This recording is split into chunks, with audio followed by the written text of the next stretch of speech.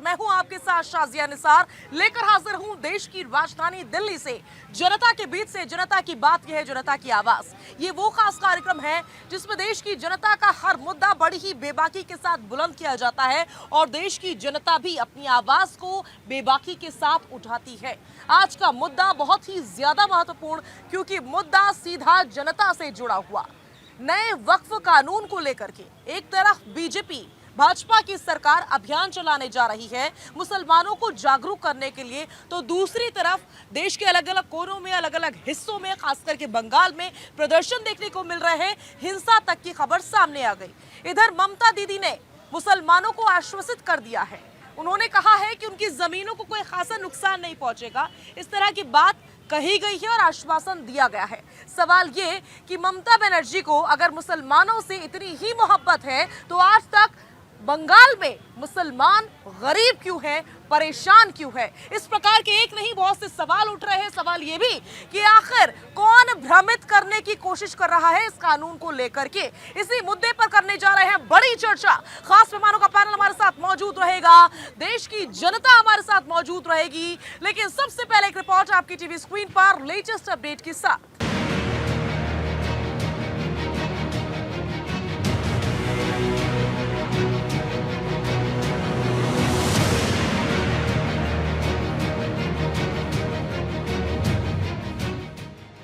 एक तरफ बीजेपी ने नए वक्फ कानून को लेकर मुस्लिमों का भ्रम दूर करने और उन्हें जागरूक करने के लिए अभियान चलाने की तैयारी की है। वक्फ बिल के विरोध में इस प्रदर्शन के बीच महाराष्ट्र बीजेपी ने भी जन जागृति अभियान चलाने की तैयारी की है। इसके जरिए मुस्लिम इलाकों में संवाद यात्रा शुरू होगी। इस यात्रा के जरिए मुसलमानों को वक्फ कानून के बारे में ठीक से समझाया जाएगा। साथ ही हर सवालों का जवाब देने के बाद धन्यवाद मोदी का एक फॉर्म भी भरवाया जाएगा। तो दूसरी तरफ all India Muslim personal law board नए वक्फ कानून के विरोध में देशव्यापी प्रोटेस्ट का ऐलान कर चुका है। इस बीच ऑल इंडिया विमेन मुस्लिम पर्सनल लॉ बोर्ड के अध्यक्ष शाइस्ता अंबर ने वक्फ विधेयक 2025 का समर्थन किया है। उन्होंने कहा, हम इस बिल का स्वागत करते हैं। ये मुस्लिम समाज, विशेषकर मुस्लिम महिलाओं के हित की सुरक्षा करेगा।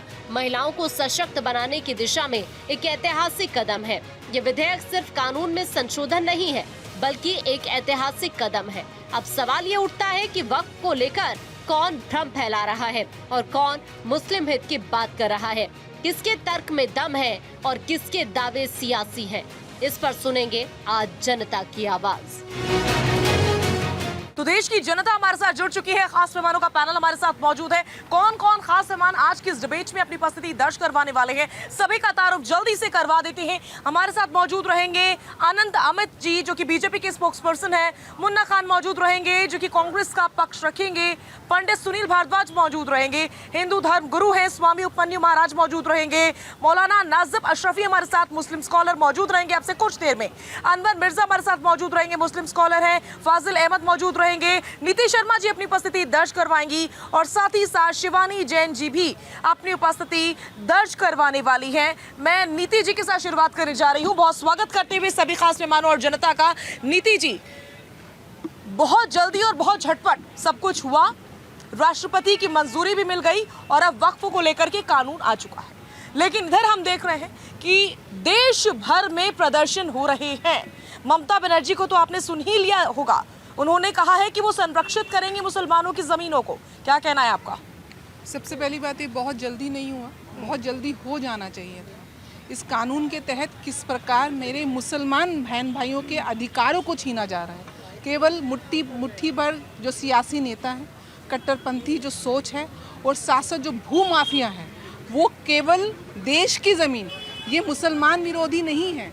ये लोग जो वक्त कानून का फ़ायदा अपने सियासी सुख और अपनी संपत्ति को बनाने के लिए कर रहे थे, देशद्रोही हैं। इन देशद्रोहियों के खिलाफ ये एक्शन बहुत पहले हो जाना चाहिए था। और आज ये विपक्ष के मुंह पे भी तमाचा है, जो बोलते थे कि 303 वाले 240 पे आ गए, बैसाखी की सरकार है, जब इस तब नहीं लेकर आए तो अब कैसे लेकर आए। और देखिए किस तरीके से वक्त कानून बिना किसी आपत्ति के संसद में पारित हुआ। और सबसे बड़ी वक्त की ज़मीन जो देश के अंदर है वो उत्तर प्रदेश में है।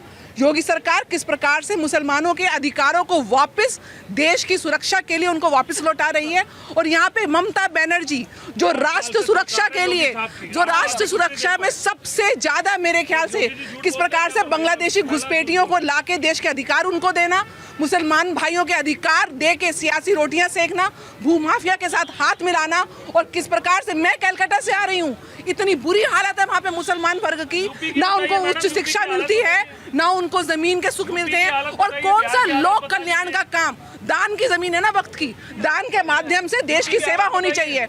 मुझे बता दें वक्त की जमीन से कितने अस्पताल खुले, कितनी महिलाओं को संरक्षण मिला, कितने किसको शिक्षा मिली, कितना किसको सुविधाएं मिली। केवल इनकी संपत्ति बढ़ी और संपत्ति के माध्यम से ये मुसलमान भाइयों को सिर्फ तुष्टीकरण के लिए इस्तेमाल करने वाला कांग्रेस और विपक्ष का चेहरा आज बेनकाब हो चुका है। और 240 के साथ भी मोदी सरकार आज तौहीर राणा, जिन लोगों ने मुंबई अटैक को भी संरक्षण दिया, असमल के कसाब को जो बिरयानी खिलाते रहे, आज आपके सामने किस प्रकार से अमेरिका उसको वापस कर रही है। जब ये सरकार आई है, ये लोग तो ओबामा करते थे, केवल 20% को कंसोलिडेट करके मुसलमानों को देश की प्रगति से, उनकी व्यक्तिगत प्रगति से दूर रख के, केवल वोट बैंक के लिए यूज करके उनको मुसलमानों को केवल वक्फ बोर्ड कानून के तहत और शरिया कानून के तहत उनका दुरुपयोग किया है। आज आईना साफ हो चुका है, देश की जनता जागरूक हो चुकी है और कांग्रेस को हर जगह किस प्रकार से मुंह की खानी पड़ रही है। आज कांग्रेस और विपक्ष को सोचना चाहिए कि देश ये देख रहा है कि मोदी जी की पॉलिसी बिना किसी जातिवाद, बिना किसी धर्मवाद के आप सबको सुविधाएं, सबसे ज्यादा बेनिफिट मुस्लिम समुदाय को मिला है, चाहे प्रधानमंत्री आवास योजना हो, चाहे रोजगार योजना हो। विभिन्न योजनाओं के साथ मुसलमान आज देश की प्रगति के साथ और अपनी स्वयं की प्रगति के साथ जुड़ चुका है। ठीक है अनवर जी परेशानी किस बात की है? जिस वक्त तक सदन में चर्चा चल रही थी आप लोग कुछ नहीं बोले, कोई हंगामा नहीं हो रहा था, लेकिन जैसे ही बिल पास हो गया, राष्ट्रपति की मंजूरी मिल गई, तभी से हम देख रहे हैं कि प्रदर्शन होने शुरू हो गए, हंगामा होना शुरू हो गया। ये बाद में क्यों हो रहा है? ये पहले हो जाता, पहले विरोध जताते तो उस पर कुछ हो भी सकता था। अब क्या चाहते हैं? हम शुरू से विरोध जता रहे हैं क्योंकि इनकी मानसिकता साफ नहीं सरकार की, सिर्फ सरकार को किसी तरीके वक्फ को लूटने का काम है। सबसे ज्यादा, बहुत अच्छी मेरी बहन ने कहा, सबसे ज्यादा अगर प्रॉपर्टी कहीं पर है तो यूपी के अंदर है। यूपी का पैसा, वक्फ का पैसा सरकार के पास जा रहा था, क्यों नहीं वहां मुसलमानों को सुधार मिला? क्यों नहीं वहां पर मुसलमानों के लिए हॉस्पिटल खोले गए? क्यों नहीं वहां पर मुसलमानों के लिए कॉलेज खोला गया? अरे झूठ और भरम फैलाने का काम बंद कीजिए, क्योंकि आपने खाली इस देश के अंदर हिंदू मुसलमान करने का काम करा है। मुझे बताइए ना, 8 साल के अंदर एक कॉलेज बता दीजिए। रजा बेन थे वहां पर पैसा खा रहे, उससे पहले वसीम थे जिन्होंने वहां पर वक्फ का पैसा खाया, सब सामने आया, उनको हटाया गया। वसीम रिजवी आज वो बन गए, दूसरी शाखा में चले गए। ये रजा जो बैठे हुए हैं, अरे हम तो पूछना चाहते हैं भाई, ये क्या जगह है?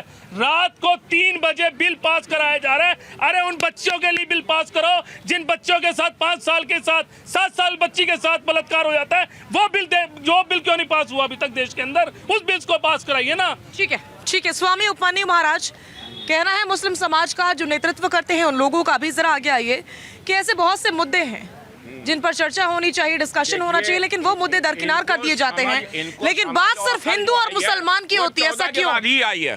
14 के पहले इनको ना समझ थी ना अकल थी। 53 साल कांग्रेस ने वो किया, क्या मुसलमानों को किया आप मानते हैं आजादी है? 53 साल मुसलमानों के लिए क्या किया?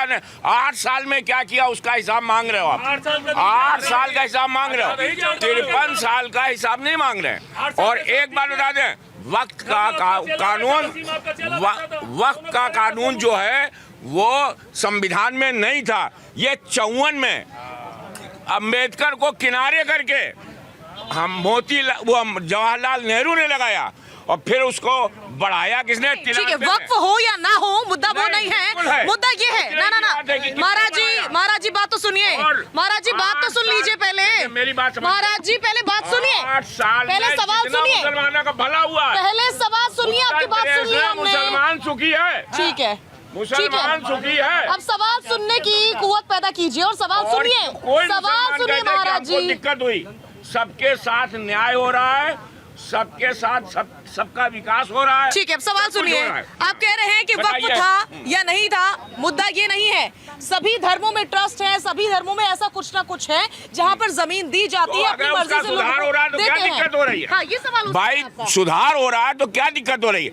आप कह रहे हैं अभी तक पैसा कहाँ चला गया, ये जो कह रहे हैं बात सही है, अभी तक पैसे का कोई हिसाब नहीं, किसी का नहीं, बोर्ड नहीं चाहिए, कोई बोर्ड, हमें वक्फ भी नहीं चाहिए, सनातन भी चाहिए, हमें भारत को हिंदू राष्ट्र चाहिए, ना हमें बोर्ड कोई नहीं चाहिए, क्योंकि पर्सनल कोई कुछ नहीं है, हिंदुस्तान हमारा है, हमें हिंदुस्तान में रहने वाले हिंदू मुस्लिम सिख ईसाई, हिंदू मुस्लिम सिख ईसाई सब हमारे हैं, सबको हम गले लगाते हैं। राजा कौन होगा? हाँ? बिना राजा के हिंदू राष्ट्र नहीं हो सकता। नहीं होगा, नहीं, बिना ठीक है। इसी में ही होगा। फाजिल साहब आगे आइए, सवाल जो मेरा है उसी पर रहिएगा, मुद्दे को डिरेल मत कीजिएगा। सवाल मेरा ये है, पश्चिम बंगाल पर मेरा सवाल है, ममता बनर्जी कह रही हैं कि हम सुरक्षा देंगे मुसलमानों की जमीनों को, तो क्या ये समझा जाए कि बंगाल में ये कानून लागू नहीं होने दिया जाएगा, या वहां पर इसी प्रकार से विरोध चलता रहेगा, हिंसा होती रहेगी, लोगों को परेशान और प्रताड़ित किया जाता रहेगा, माँ यही हाल रहेगा?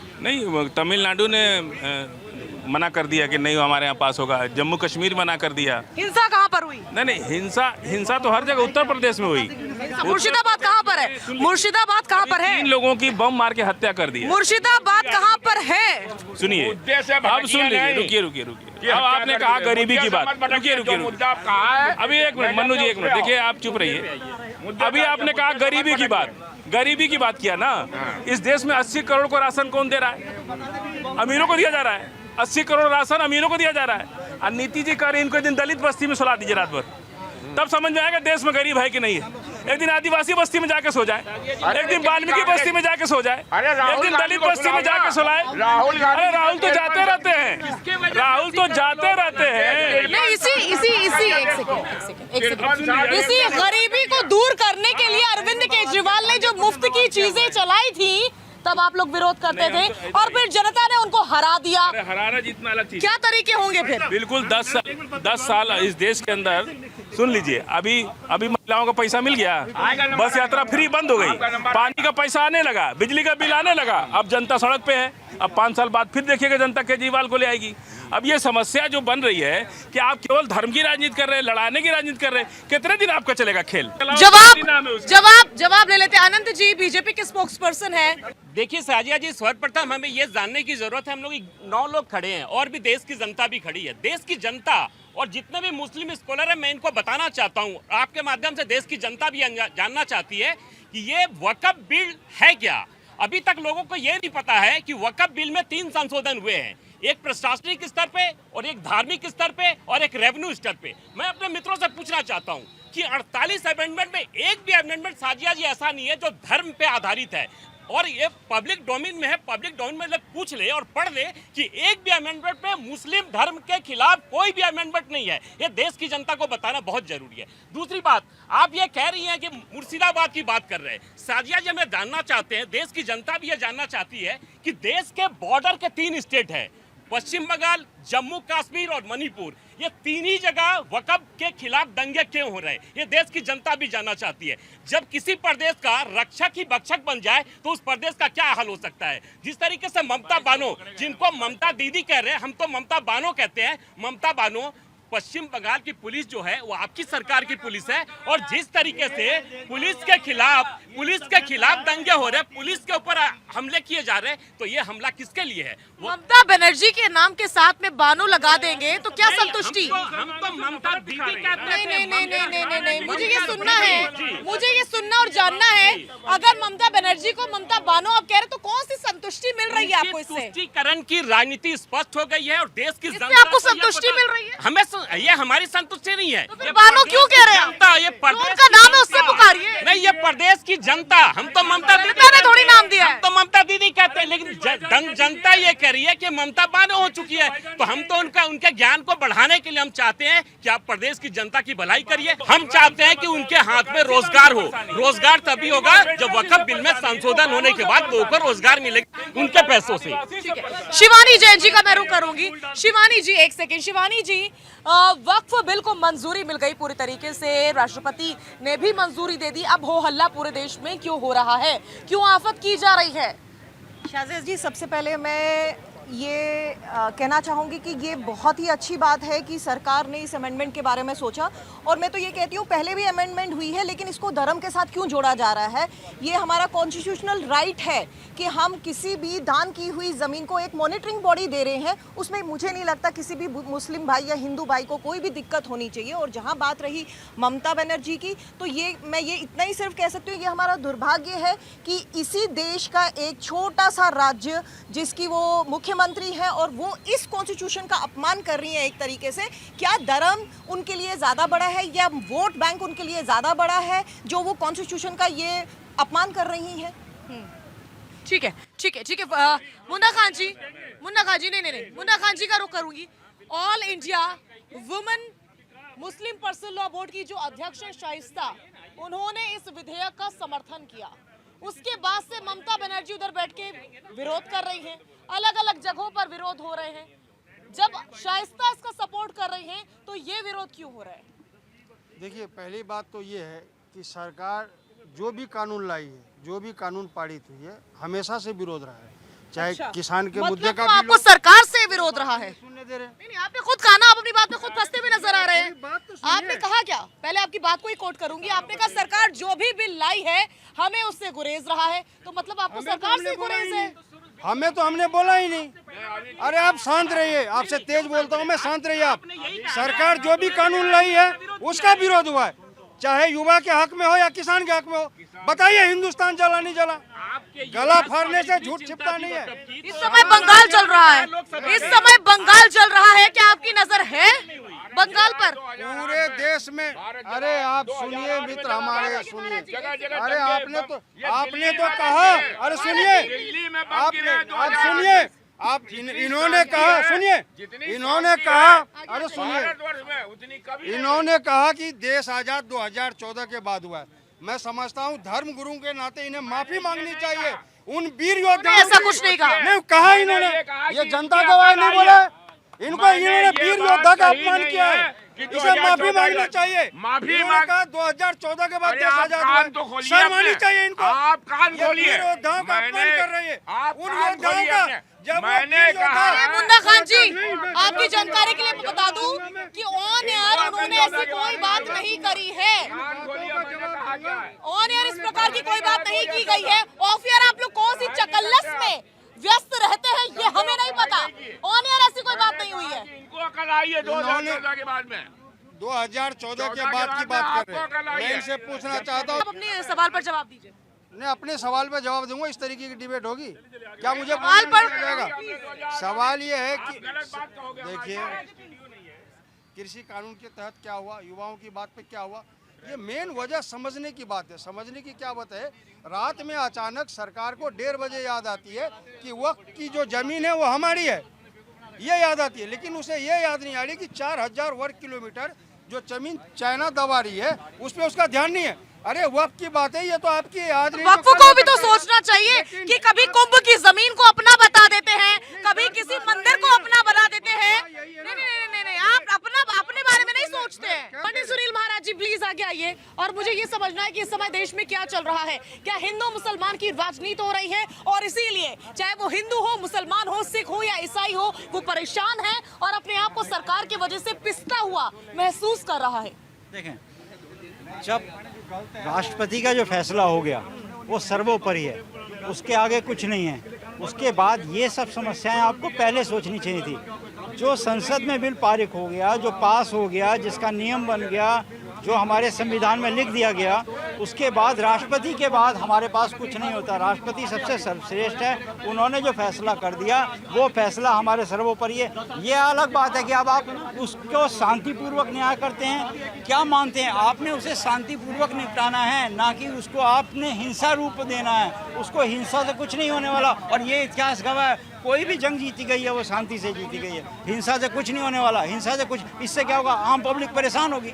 आम पब्लिक को क्या चाहिए? शांति चाहिए। आम पब्लिक को शांति तब मिलेगी जब इनका आवाजाही खुलेगी। आवाजाही जब, तो अगर आपको लग रहा है कि आम पब्लिक परेशान हो रही है, शांति नहीं है, तो जो अभियान बीजेपी जागरूकता अभियान अभी चला रही है वो इस बिल को पेश करने से पहले चलाती, लोगों को इन्फॉर्म करती कि हम ये करने जा रहे हैं, तो जनता को भी अंदाजा रहता कि क्या हो रहा है। बात यहाँ बीजेपी की नहीं है, बात यहाँ किसी कोई भी राजनीतिक, बात यहाँ सरकार की है। बात यहाँ सरकार सरकार को पहले जागरूक करना चाहिए था। सरकार को जागरूक देखिए, बात किसानों की भी नहीं है, बात किसानों की नहीं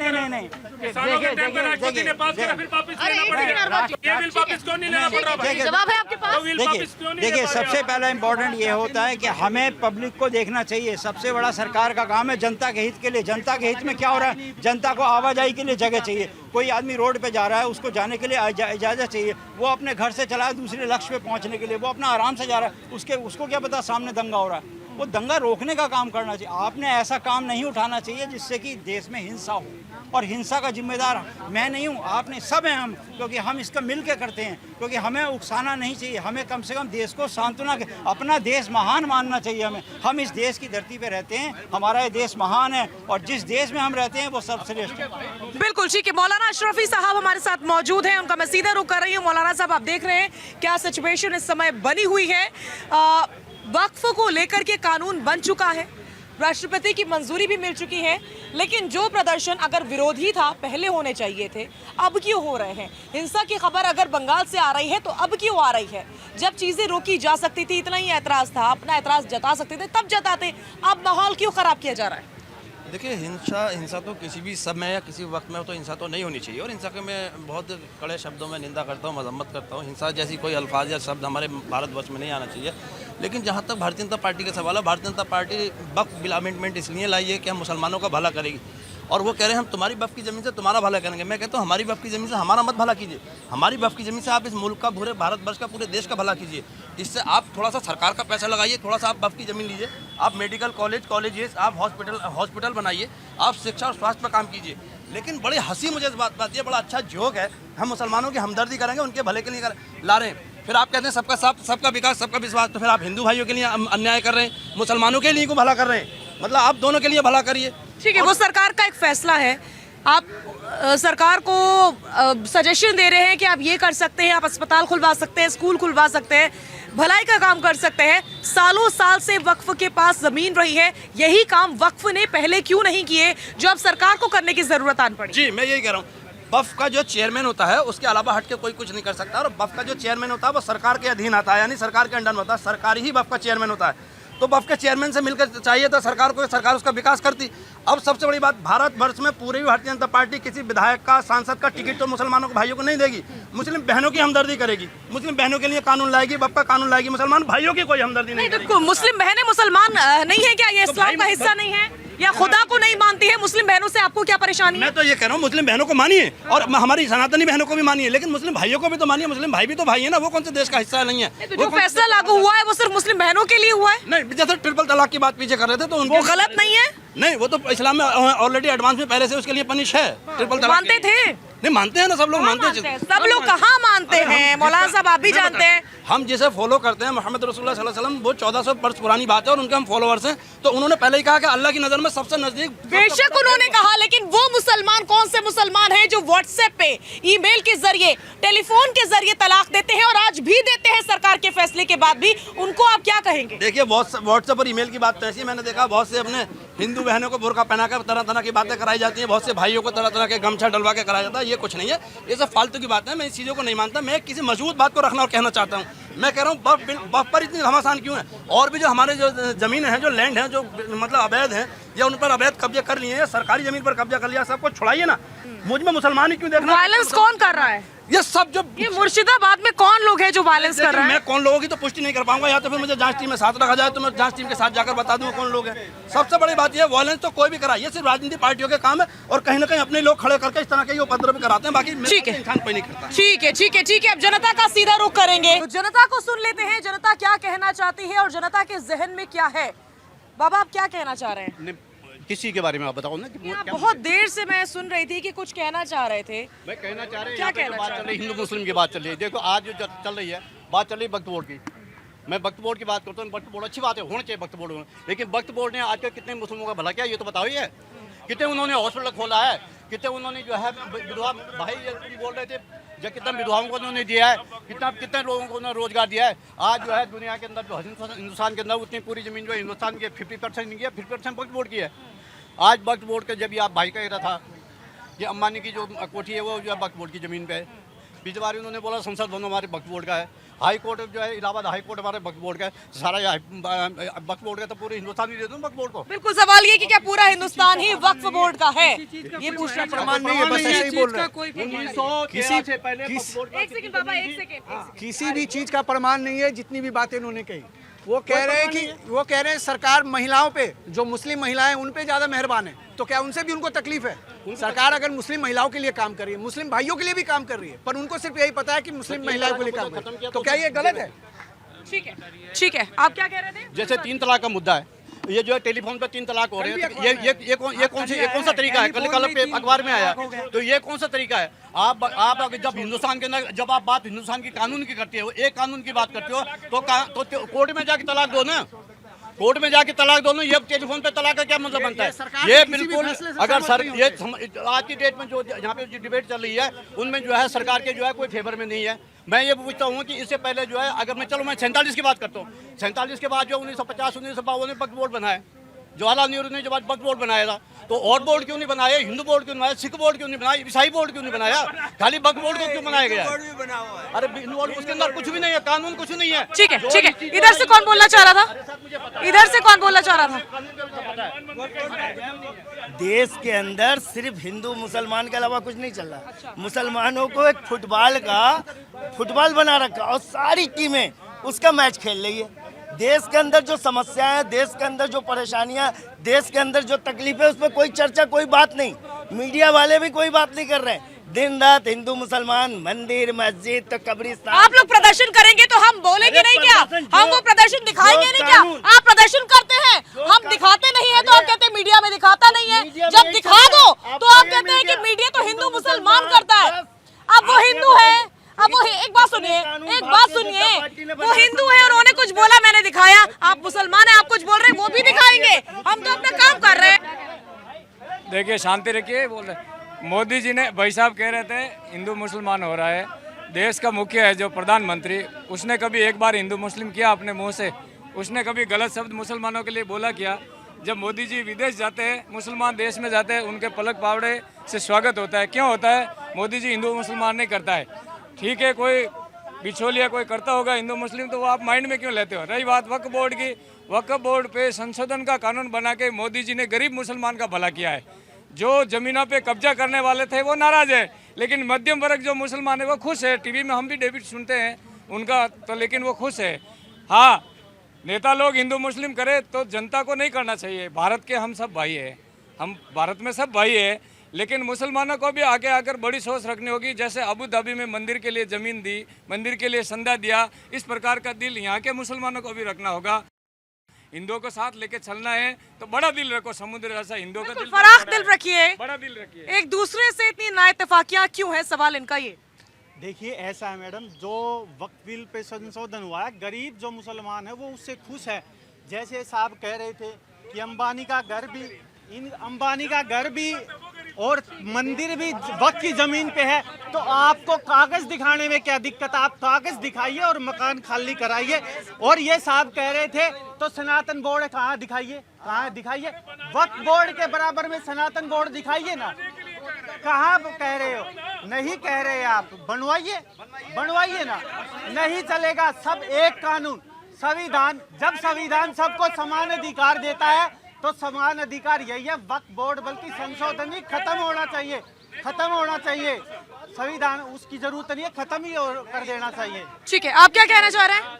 मैडम, मुझे सर बता रहे हैं कि यहाँ पे जो कि वक्फ बोर्ड के लिए माने क्यों बना है, माने क्यों खत्म वो कर रहा है। वक्फ बोर्ड हर एक जो माने जो अपना एक छोटे अपना जो भी एक धर्म के लिए माने करता है, ऐसे हमें कोई किसी की नहीं एतराज है। अभी गली गली में लोग मदरसे खोलते हैं। हमारा गुरुकुल कहाँ गया? हमारा सनातन में कौन किसी के लिए आवाज उठाया कोई? कि आज जितने में गुरुकुल था, पहले कितना गुरुकुल था, आज ये गुरुकुल नहीं है कहीं पे भी। इसके लिए क्यों गली गली मदरसे चलते हैं? हमारे गुरुकुल क्यों नहीं चलते गली घर में? क्यों नहीं मनाते? क्यों नहीं हमारे नेता लोग आवाज उठाए इसके लिए? सनातन के लिए क्यों नहीं आवाज उठाते कोई? ठीक है, शिवानी जी, क्वेश्चन तो बड़ा लॉजिकल है कि हम मदरसे तो देखते हैं, लेकिन हम गुरुकुल क्यों नहीं देखते हैं? देखिए, सबसे बड़ी समझने वाली बात ये होगी कि वक्फ जो बोर्ड है उसका काम सिर्फ उन ज़मीनों की निगरानी करना है जो दान की गई हो। जब दान की हुई ज़मीन आपके पास है तो आपको उसके कागजात दिखाने में भी कोई दिक्कत नहीं होनी चाहिए। और अगर आपके पास कागजात है तो उसके ऊपर मॉनिटरिंग बॉडी बनाई गई है, तो मॉनिटरिंग अगर डीएम या जो भी प्रशासन या उधर के अधिकारी होंगे जो उसको देख रेख करेंगे, उसमें परेशानी क्यों हो रही है? क्यों हमारे को जो अंग्रेज़ों के टाइम पे परंपरा शुरू हुई थी हिंदू मुस्लिम को बढ़वाने की, वो अभी तक चलती आ रही है? कुछ राजनीति में जो है धर्म के नाम पे जो राजनीति चल रही है उसमें बांटते जा रहे हैं और उसको मुद्दे पे मुद्दा बनाए जा रहे हैं। और आज फिर एक मुद्दा उठा है हिंदू मुस्लिम को भड़काने का कि आप वक्फ बोर्ड का जो अमेंडमेंट हुआ है उसको कैंसिल किया जाए।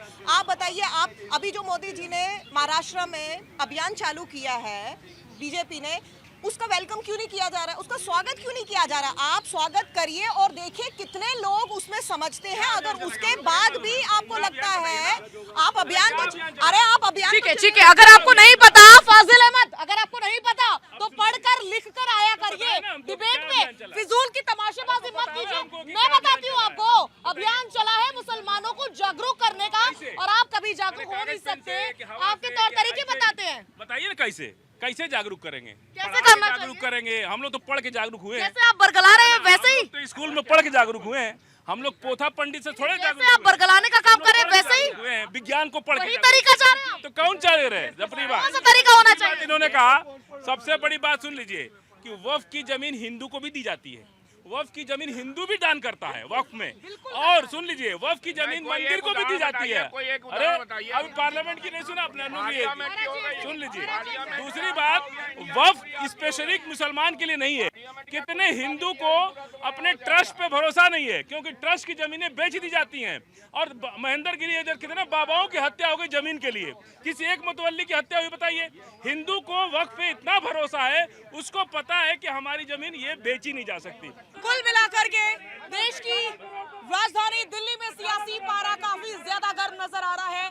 पश्चिम बंगाल में किस तरीके से हिंसा हुई, वक्फ बोर्ड को लेकर के जिस तरह से प्रदर्शन चल रहे हैं, और साथ ही साथ अभियान भी बीजेपी चलाने की कोशिश कर रही है ताकि जागरूकता फैलाई जाए। बहुत कुछ हो रहा है, लेकिन इस बीच कहीं ना कहीं एक अलग तस्वीर हिंदू और मुसलमान के बीच बनती हुई नजर आ रही है। इसको लेकर के सोचना बहुत ही ज्यादा जरूरी है और हमें फिर भी नहीं भूलना चाहिए कि जिस देश में हम रहते हैं, हम हमेशा से एक साथ रहते आए हैं, क्योंकि हिंदू मुसलमान सिख ईसाई आपस में हम भाई, हमें यही सिखाया गया है। फिलहाल के लिए, आज के लिए भारत 24 पर जनता की आवाज में बस इतना ही।